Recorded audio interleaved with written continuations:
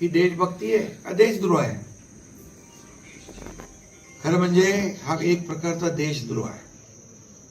जगातले सगळे लोक या AI समिटला आले होते आणि मोठ्या प्रमाणावर या ठिकाणी गुंतवणूक देखील झाली.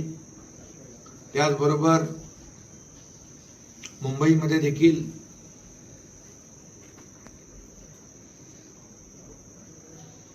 आपले आता परवाच फ्रान्सचे राष्ट्राध्यक्ष इमॅन्युएल मॅक्रोन आले होते आणि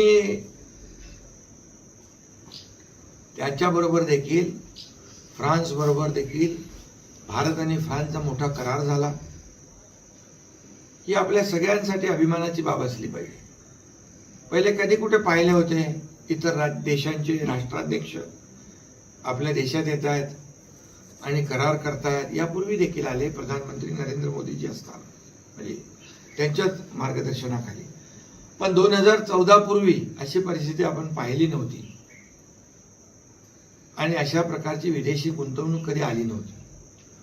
आणि याच्यातूनच हे जळफळाट जो आहे तो दिसून येतोय. हे माकड चाळे आहेत खरं म्हणजे. अशा प्रकारचं